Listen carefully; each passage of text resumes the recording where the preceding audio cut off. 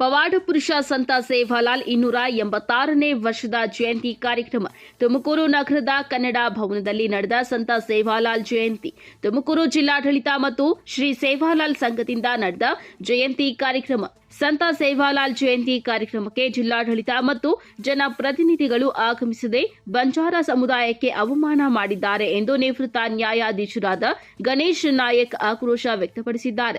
ತುಮಕೂರಿನ ಕನ್ನಡ ಭವನದಲ್ಲಿ ಜಿಲ್ಲಾಡಳಿತ, ಜಿಲ್ಲಾ ಪಂಚಾಯಿತಿ, ಕನ್ನಡ ಮತ್ತು ಸಂಸ್ಕೃತಿ ಮತ್ತು ಜಿಲ್ಲಾ ಕನ್ನಡ ಸಾಹಿತ್ಯ ಪರಿಷತ್ ಮತ್ತು ಜಿಲ್ಲಾ ಬಂಜಾರ ಸೇವಾಲಾಲ್ ಸೇವಾ ಸಂಘದಿಂದ ಶನಿವಾರ ನಡೆದ ಪವಾಡ ಪುರುಷ ಸಂತ ಸೇವಾಲಾಲ್ ಜಯಂತಿಯನ್ನು ಉದ್ಘಾಟಿಸಿ ಮಾತನಾಡಿದ್ದಾರೆ.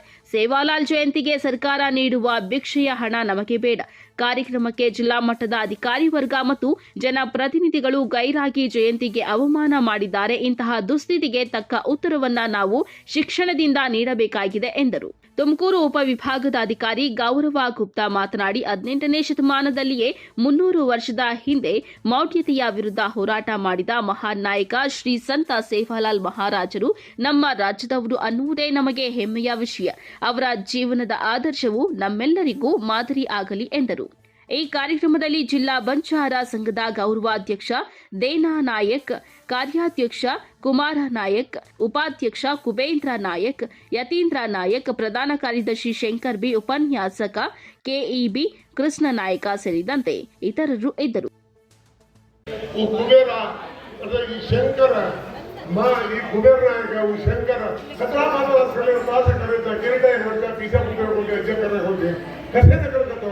आपण ಈ संघात तुमकूर जिल्ह्यात संघात कोर्स तंत्रेचा फार काय केले 1000 कॅलेंडर कराय 1000 कॅलेंडर एक तालुक्याने 100 कॅलेंडर 200 कॅलेंडर कसे ते बोले तो आपल्याला गोर संघात गोर काय काम करायचं मागे वाल्याने ढाकरायचं आपण म्हटलं 1% 2% करायचं आपण हे न म्हणायचं ना ही रिपोर्ट जो वरून आहे त्याला काय करता वनूर पंकेले जो ಬೆಳೆನಿ देखो भाऊ फोटो करून देखाडतो अर्ध करलो ದಯವಿಟ್ಟು ಕೂತ್ರಿ ಈ ನೋವಿನ ಸಂಗತಿನ ಕಾಣೋದು ಕಾರೋದು ಭಾರಿ ಬೇಜಾರು ಇಟ್ಕೊಂಡು ಕಸರ್ಕतो ಕರೆಯೋ ಭಾರಿ ಸುಲಭ ಕೋರಿ ಕಷ್ಟ ಬಟ್ ಬಹಳೇರೋ ಚೆನ್ನಾಗಿ ಭಾರಿ ಈಸಿಯಾಗಿ ಬರಲು ದಯವಿಟ್ಟು ಅಜ್ಜಪಡ ಸೇರಿಸಿ ಹೋಗ್ದೇನು ಕೇಳೋರು ನಿಗಮರು ಓಪನ್ ಮುಂದಿನ ವರ್ಷ ಮುಂದಿನ ತಿಂಗಳು ದಯವಿಟ್ಟು 1000 की 2000 3000 अगदी भडकतो आपल्याला मर्यादे काय सदाशिव आयोगाला गलाटी करायचं आपल्याला काय पाडत बार करून केरायचं कोण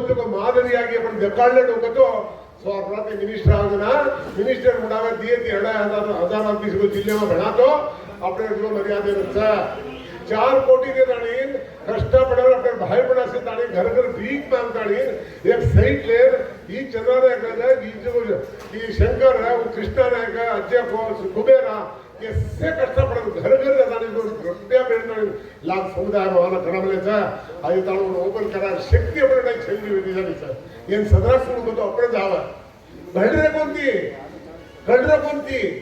कसे नाही करायचं आपण मागत छेरी देना नायक ಉದಾಹರಣೆ ನಡೆಬರು ತುಮಕೂರೇನ ಸೇವಾಲಾಲ್ ಅವರ ಜಯಂತಿನ ಆಚರಣೆ ಮಾಡ್ತಾ ಇದ್ದೀವಿ. ನಮ್ಮ ಜೀವನದಲ್ಲಿ ಅವರ ನಡವಳಿಕೆಗಳು ಮತ್ತು ಅವರ ಸಾರ್ಥಕತೆ ಕಥೆಗಳನ್ನು ನಾವು ನಮ್ಮ ಜೀವನದಲ್ಲಿ ಅಳವಡಿಸ್ಕೊಂಡ್ರೆ ಖಂಡಿತವಾಗಲೂ ಸಹ ನಾವು ನಮ್ಮ ಈ ದೇಶದಲ್ಲಿ ಉತ್ತಮ ಪ್ರಜೆಗಳಾಗಬಹುದು. ಆದರೆ ಈ ಕಾರ್ಯಕ್ರಮ ನೋಡಿದ್ರೆ ಬಹುಶಃ ಗೌರವವನ್ನು ಬೇಜಾರು ಮಾಡ್ಕೋಬಹುದು. ನಾವೇನು ಹೇಳಿದ್ರೆ ಈಗ ಸರ್ಕಾರದವರು ಮಾಡಿರೋ ಒಂದು ಸ್ಕೀಮ್ಗೆ ಇದು ಭಿಕ್ಷೆ ಕೊಟ್ಟ ಹಾಗೆ, ನೀವು ಭಿಕ್ಷೆ ಲೈನ್ ನಿಂತ್ಕೊಂಡು ಭಿಕ್ಷೆ ಇಸ್ಕೊಂಡಂಗೆ ಒಂದು 50,000 ರೂಪಾಯಿ ದುಡ್ಡಿಗೆ ಈ ಕಾರ್ಯಕ್ರಮ ನಾವು ಮಾಡ್ತಾ ಇದ್ದೀವಿ. ಆದರೆ ನಮ್ಮಿಂದ ಮತ ಪಡೆದ ಜನಪ್ರತಿನಿಧಿಗಳಾಗಲಿ ಅಥವಾ ಸರ್ಕಾರಿ ನೌಕರು ಕೊನೆಗೆ ಬಂದ್ಬಿಟ್ರು ಅವರು ಇಲ್ಲ ಅಂತ ಹೇಳಿದ್ರೆ ಇವತ್ತು ಕಂಪ್ಲೀಟ್ ಸರ್ಕಾರಿ ಹೋಗಿ ಇದು ಅಫಿಷಿಯಲ್ಸ್ಗಳು ಯಾರೂ ಸಹ ಇರಲಿಲ್ಲ. ಯಾಕಂದ್ರೆ ಅವ್ರು ಬೇಕಾಗಿಲ್ಲ, ಅವ್ರದ್ದೇನು ತಪ್ಪಿಲ್ಲ, ಅವ್ರ ಎಕ್ಸಿಕ್ಯೂಟಿವ್ಸ್ ಅವ್ರಿಗೆ ಬೇಕಾಗಿರೋದು ಏನು ಅಡ್ಮಿನಿಸ್ಟ್ರೇಷನ್ ಇರುತ್ತೆ ಅದನ್ನು ಮಾಡೋದು ಅಷ್ಟೇ ಕೆಲಸ ಅವರು. ಆದರೆ ಇದನ್ನು ಇಂಪ್ಲಿಮೆಂಟ್ ಮಾಡೋರು ಯಾರು, ಊಟ ಹಾಕ್ಕೊಂಡಿರೋರು ಯಾರಿಗೂ ಬೇಕಾಗಿಲ್ಲ. ಅಂದರೆ ನೀವು ಯಾವುದಕ್ಕೂ ಸಮ ಅಲ್ಲ. ಇದು ಅವಮಾನ ಇದು ಶೇಮ್ ಅಂದರೆ ಈ ಜನ ಕೂತಿರೋರಿಗೆ ಇದು ಶೇಮ್, ಅವಮಾನ. ನನಗೆ ಓಟ್ ಹಾಕೋಕ್ಕೆ ಮಾತ್ರ ಬೇಕು, ಆಮೇಲೆ ಬೇಕಾಗಿಲ್ಲ, ಯಾರಿಗೂ ಬೇಕಾಗಿಲ್ಲ. ಹಾಗಾಗಿ ಮೊಟ್ಟ ಮೊದಲನೇ ಬಾರಿಗೆ ನಮ್ಮ ಬೆಲೆನ ನಾವು ಹತ್ಕೊಳ್ಳುವಂಥ ಒಂದು ಕರ್ತವ್ಯ ನಾವು ಮಾಡಬೇಕಾಗಿದೆ. ನಮ್ಮ ಬೆಲೆ ಎಷ್ಟಿದೆ, ನಮ್ಮ ಓಟು ಎಷ್ಟಿದೆ, ನಾವು ಏನು ಮಾಡ್ಬೋದು ಅಂತ ತಿಳ್ಕೊಳ್ಳುವಂಥ ಒಂದು ಸೌಜನ್ಯ ಇರಬೇಕು. ಯಾರು ದುಡ್ಡು ಕೊಡ್ತಾರೆ, ಅವ್ರು ದುಡ್ಡಿಗೋಸ್ಕರ ನಾವು ಕಾರ್ಯಕ್ರಮ ಮಾಡೋದು, ಅವ್ರು ಮೆಚ್ಚಿಸೋದು, ಒಂದು ಫೋಟೋ ಹಾಕೋದು ಏನು ಪ್ರಯೋಜನ ಆಗಲ್ಲ. ಅದನ್ನು ನಮ್ಮ ಮಕ್ಕಳನ್ನ ವಿದ್ಯಾವಂತರು ಮಾಡೋಣ, ನಮ್ಮ ಮಕ್ಕಳನ್ನ ಚೆನ್ನಾಗಿ ಬೆಳೆಸೋಣ, ಒಳ್ಳೆ ಏರಿಯಾದಲ್ಲಿ ಓದಿಸಿ, ಒಳ್ಳೆ ಅವ್ರ ಬುದ್ಧಿವಂತಿಕೆ ಕೊಡಿ, ಅವ್ರ ಮೇಲೆ ಬರಲಿ, ಅವಾಗ ತೋರ್ಸೋಣ ನಾವು ಯಾರು ಅಂತ. ಅವ್ರು ಕೊಡೋ ಭಿಕ್ಷೆ ನಮಗೆ ಬೇಕಾಗಿಲ್ಲ. ಸಂವಿಧಾನದ ಅಡಿಯಲ್ಲಿ ನಮಗೆ ಹಕ್ಕು ಕೊಟ್ಟಿದ್ದಾರೆ, ಸಂವಿಧಾನ ಅಡಿಯಲ್ಲಿ ನಮಗೆ ರಿಸರ್ವೇಷನ್ ಕೊಟ್ಟಿದ್ದಾರೆ. ಇವತ್ತು ರಿಸರ್ವೇಷನ್ ಯಾರು? ಆ ಕಾಲದಲ್ಲಿ ಯಾರಿಗೆ ಅನ್ಟಚಬಲ್ ಇದ್ರು, ಯಾರಿಗೆ ಬಹಳ ಬುಡಕಟ್ಟಲ್ಲಿದ್ರು ಅವರು ಕೊಟ್ಟಿದ್ರು. ಇವತ್ತು ರಿಸರ್ವೇಷನ್ ಯಾರಿಗೆ ಬಂದಿದೆ? ಅನ್ರಿಸರ್ವ್ಡ್ ಕ್ಯಾಂಡಿಡೇಟ್ ಯಾರು ಇವತ್ತು? ಬ್ರಾಹ್ಮಣರು ರಿಸರ್ವೇಷನ್ ಇದೆ ಬ್ಯಾಕ್ವರ್ಡ್ ಕ್ಲಾಸಲ್ಲಿ. ಜನರಲ್ ಮೆರಿಟ್ ಇಲ್ವೇ ಇಲ್ವಾ? ಇಲ್ವೇ ಇಲ್ಲ. ಇಂಥ ಪರಿಸ್ಥಿತಿ ಇದ್ದಾಗ ನಾವು ಹೆಂಗಿದ್ರು ಅವರು ಎಲ್ಲ ನಮ್ಮ ಲೆವೆಲ್ಗೆ ಬಂದ್ಬಿಟ್ಟಿದ್ದಾರೆ, ರಿಸರ್ವೇಷನ್ಗೆ ಬಂದ್ಬಿಟ್ಟಿದ್ದಾರೆ. ಓದಿಸ್ಬೇಕು. ಒಂದು ಕಾಲ ಇತ್ತು, ಒಬ್ಬರ ಮನೇಲಿ ಜೀತ ಮಾಡುವಂಥ ಕೆಲಸ ಇತ್ತು. ಆದರೆ ಕಾಲಕ್ರಮೇಣ ಏನೋ ತಮ್ಮ ತಂದೆ ತಾಯಿಗಳು ಓದಿ ಎಲ್ಲೋ ಒಂದು ಯಾವ ಕೆಲಸಕ್ಕೆ ಸೇರಿ ಅವ್ರ ಮಕ್ಕಳುಗಳನ್ನ ಓದಿಸಿ ಒಂದು ಒಳ್ಳೆಯ ಈ ಲೆವೆಲಿಗೆ ಬಂದಿದೆ. ಈ ಲೆವೆಲ್ ತನಕ ಬಂದಿದ್ದಾರೆ. ಇದ್ದಾರೆ ನಮ್ಮ IAS ಆಫೀಸರ್ಸು, ಬಹುಶಃ ಇದ್ದಾರೆ, IAS ಆಫೀಸರ್ಸ್ ಇದ್ದಾರೆ. ಈಗ ನಾನು ಜಡ್ಜ್ ಆಗಿದ್ದೇನೆ. I am the first judge in Karnataka. ಯಾಕೆ ನಾನು ಹೇಳ್ತಾ ಇದ್ದೀನಿ ಅಂದರೆ, ಇಂಥ ವ್ಯಕ್ತಿಗಳನ್ನ ಕಳಿಸಿ 4 ಮಾತು ನಮ್ಮ ಮಕ್ಕಳಿಗೆ ಹೇಳಿಸಿದ್ರೆ ನಾಳೆ ಸಮಾಜದಲ್ಲಿ ಅವರು ಒಂದು ಉತ್ತಮ ಸ್ಥಾನಕ್ಕೆ ಹೋಗ್ಲಿಕ್ಕೆ ಅದು ಪ್ರೇರೇಪಣೆ ಆಗುತ್ತೆ. ನಾವು ಸುಮ್ಮನೆ ಕುತ್ಕೊಂಡು 4 ಊಟ ಮಾಡ್ಕೊಂಡ್ಬಿಟ್ಟು ಹೋಗ್ಬಿಟ್ರೆ ಮಾತಾಡ್ಬಿಟ್ರೆ ಏನು ಪ್ರಯೋಜನ ಆಗಲ್ಲ. ಮೊದಲು ನಾನೇನು, ನನ್ನ ಮಕ್ಕಳು ನಾನೇನು ಮಾಡಬೇಕು, ನನ್ನ ಸಂಸಾರನ ಹೇಗೆ ಬೆಳೆಸಬೇಕು, ಸಮಾಜದಲ್ಲಿ ನಾವು ಹೆಂಗೆ ನಾವು ಇದೀವಿ ಅಂತ ತೋರಿಸ್ಕೋಬೇಕು. ಎಲ್ಲ ಕುಡ್ಕೊಂಡು ಕಳ್ಕೊಂಡು ಊಟ ಮಾಡ್ಕೊಂಡು ಕೂಲಿ ಮಾಡ್ಕೊಂಡು ಹೋಗ್ಬಿಟ್ರೆ ಪ್ರಯೋಜನ ಇಲ್ಲ. ಯಾರು ಕೇಳಲ್ಲ. ಇದು ಉದಾಹರಣೆ, ಇವತ್ತು ಕೂತಿರೋದನ್ನ ಎಲ್ಲ ಉದಾಹರಣೆ ಇದೆ. ಯಾವ ಅಧಿಕಾರಿಗೂ ಒಂದು ಕನಿಷ್ಠ ಸೌಜನ್ಯ ಇಲ್ಲ. ಏನೋ ಕೊನೆಯಲ್ಲಿ ಲಾಸ್ಟಲ್ಲಿ ಹೇಳ್ತಾರೆ ಅಂತ ಗೊತ್ತಿದೆ ಅಂತಿದ್ದೆ ಕಳಿಸ್ಬಿಟ್ಟಿದ್ದಾರೆ AC ಅವ್ರನ್ನ. ನಾನು ಅದು ಹೇಳಬೇಕು ಅಂತಿದ್ದೆ, ಅಷ್ಟಲ್ಲಿ ಬಂದ್ಬಿಟ್ಟರು. ಈ ರೀತಿಯಾಗಿ ನಮ್ಮ ಸರ್ಕಾರಿ ನೌಕರರಿಗಂತೂ ಖಂಡಿತ ನೌಕರರಿಗಾಗಲಿ ಅಡ್ಮಿನಿಸ್ಟ್ರೇಷನ್ ಅವ್ರಿಗೇನು ಒಂದು ಚೂರು ಬೆಲೆ ಇಲ್ಲ. ಅವ್ರ ಕೆಲಸ ಅವ್ರಿಗೆ ಇರ್ತದೆ, ಏನು ಮಾಡೋಕ್ಕಾಗೋದಿಲ್ಲ. ಆದರೆ ನಾವು ಓಟ್ ಹಾಕ್ತಿದ್ದೀವಲ್ಲ, ಅವ್ರಿಗೆ ಪಾಠ ಕಲಿಸ್ಬೇಕು. ಅವರಿಗೆ ಪಾಠ ಕಲಿಸಿ ನಾವು ಸಮುದಾಯದಲ್ಲಿ ನಾವು ಒಂದು ಮುಖ್ಯ ಪಾತ್ರ ಇದ್ದೀವಿ, ನಮಗೂ ಓಟಿನ ಹಕ್ಕಿದೆ, ನಾವು ಗೆಲ್ಲಿಸ್ಬೋದು, ನಾವು ಸೋಲಿಸ್ಬೋದು ಅನ್ನೋದು ನಾವು ತೋರಿಸ್ಬೇಕು. ಅದು ಭಾಳ ಮುಖ್ಯ. ಇಲ್ಲಿ ಲೋಕಲ್ MLA ಆಗಲಿ ಯಾರೇ ನೋಡಿ ಯಾರು ಬಂದಿಲ್ಲ ಇವರು. ಯಾಕೆ ಬೇಕಾದ್ರೆ ನೀವೇನು ಮಾಡೋಕ್ಕಾಗ್ತದೆ? ನೀವೇನು ಮಾಡೋಕ್ಕಾಗ್ತದೆ? ನಮ್ಮಲ್ಲೇ ಒಗ್ಗಟ್ಟಿಲ್ಲ, ನಮ್ಮಲ್ಲೇ ಅಕ್ಕಪಕ್ಕದಲ್ಲಿ ಒಬ್ಬೊಬ್ಬರಿಗೆ ಒಗ್ಗಟ್ಟಿಲ್ಲ. ಮತ್ತೇನು ಮಾಡೋಕ್ಕಾಗುತ್ತೆ? ಯಾರಿಗೇನು ಮಾಡೋಕ್ಕಾಗುತ್ತೆ ನಾವು?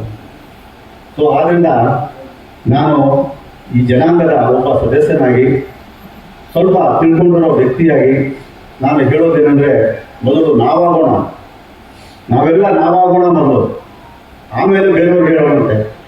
ಅದರಿಂದಾಗಿ ನಾವೆಲ್ಲ ನಾವಾದರೆ ಮಾತ್ರ ಬೇರೆಯವರಿಗೆ ನಾವು ಪಾಠ ಕಲಿಸ್ಬೋದು ಅಂತ ಹೇಳ್ತಾ, ಈ ಕಾರ್ಯಕ್ರಮಕ್ಕೆ ನನಗೆ ಕೊನೆಯದಾಗಿ ಲಿಸ್ಟಲ್ಲಿ ಹೆಸರಾಕಿ ಕರೆದಿರು ಬಂದಿದ್ದೀನಿ. ಆ್ಯಕ್ಚುಲಿ ನನ್ನ ಗೆಸ್ಟಾಗಿ ಕರಿಬೇಕಾಗಿತ್ತು, ಕೊನೆಯ ಲಿಸ್ಟಲ್ಲಿ ಸೇರಿಸಿದ್ದಾರೆ.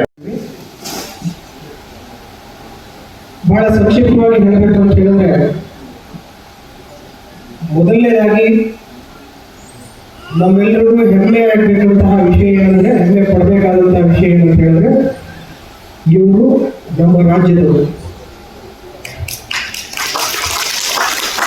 ನಮ್ಮ ರಾಜ್ಯದವರು ರಾಷ್ಟ್ರ ಮಟ್ಟದಲ್ಲಿ ಒಂದು ಒಳ್ಳೆಯ ಹೆಸರನ್ನು ಹಾಕಬಾರ್ದು, ಒಂದು ಮಹಾನ್ ನಾಯಕರಾಗಿ ಬೆಳೆದಂತಹ ವ್ಯಕ್ತಿ.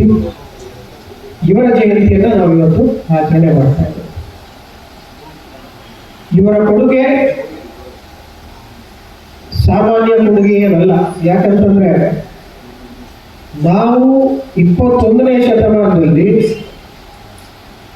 ಮೌಢ್ಯತೆ ರದ್ದತಿ ಕಾಯ್ದೆಯನ್ನ ನಮ್ಮ ಶಾಸಕಾಂಗದಲ್ಲಿ ನಾವು ಅಂಗೀಕಾರ ಮಾಡ್ತಾ ಇದ್ದೀವಿ. ಆದರೆ 18ನೇ ಶತಮಾನದಲ್ಲಿ, ಅಂದರೆ ಸುಮಾರು 300 ವರ್ಷಗಳ ಹಿಂದೆ, ಆವಾಗ ಈ ಮಟ್ಟದ ಶಿಕ್ಷಣ ಇರಲಿಲ್ಲ, ಈ ಮಟ್ಟದ ಅರಿವು ಇರಲಿಲ್ಲ. ಏನೂ ಇದ್ದಂತಹ ಕಾಲದಲ್ಲಿ ಇವರು ಅನೇಕ ರಾಜ್ಯಗಳನ್ನು ತಿರುಗಾಡಿ ಆದಿವಾಸಿ ಸಮುದಾಯಗಳು ಅದರಲ್ಲೂ ಇವರ ಟಾರ್ಗೆಟ್ ಯಾವುದು ಅಂತ ಹೇಳಿದ್ರೆ ಅತ್ಯಂತ ಹಿಂದುಳಿದಂತಹ ಸಮುದಾಯ, ಆದಿವಾಸಿ ಸಮುದಾಯ, ಕಾಡಿನಲ್ಲಿ ವಾಸಿಸ್ತಕ್ಕಂತಹ ಸಮುದಾಯ, ಬುಡಕಟ್ಟು ಜನಾಂಗ. ಅಂಥವರಲ್ಲಿ ಆ ಸಂದರ್ಭದಲ್ಲಿ 18ನೇ ಶತಮಾನದಲ್ಲಿ ಮೌಢ್ಯತೆ ಅನ್ನುವಂಥದ್ದು ಅವರ ದಿನನಿತ್ಯ ಜೀವನದಲ್ಲಿ ಪ್ರತಿಯೊಂದು ವಿಚಾರದಲ್ಲೂ ಕೂಡ ಮೌಢ್ಯತೆಯನ್ನು ಆಚರಿಸಿಕೊಂಡು ಬರ್ತಾ ಇದ್ದಾರೆ. ಅಂಥವರಿಗೆ ತಿಳುವಳಿಕೆಯನ್ನ ಹೇಳಿ ಅಂಥವರ ಜೀವನವನ್ನು ಬದಲಾಯಿಸುವ ನಿಟ್ಟಿನಲ್ಲಿ ಸಂತ ಸೇವಾಲಾಲ್ ಮಹಾರಾಜರು ಆಯುರ್ವೇದ ಹಾಗೂ ನ್ಯಾಚುರೋಪತಿ ಎರಡರಲ್ಲೂ ಕೂಡ ಅಪಾರ ಜ್ಞಾನವನ್ನು ಹೊಂದಿರತಕ್ಕಂಥದ್ದು. ಈ ಜ್ಞಾನವನ್ನು ಅವರು ಹಿಂದುಳಿದ ಸಮುದಾಯದವರಿಗೆ ಅವರಿಗೆ ಅರ್ಥ ಆಗುವಂತಹ ಭಾಷೆಯಲ್ಲಿ ತಿಳಿ ಹೇಳಿ ಮೌಢ್ಯತೆಯನ್ನ ಅಂತಹ ಸಮುದಾಯದಲ್ಲಿ ಸಾಧ್ಯವಾದಷ್ಟು ಮಟ್ಟಿಗೆ ಕಡಿಮೆ ಆಗುವಂತೆ ಮಾಡಿದವರು ಸಂತ ಸೇವಾಲಾಲ್ ಮಹಾರಾಜರು. ಯಾಕಂದ್ರೆ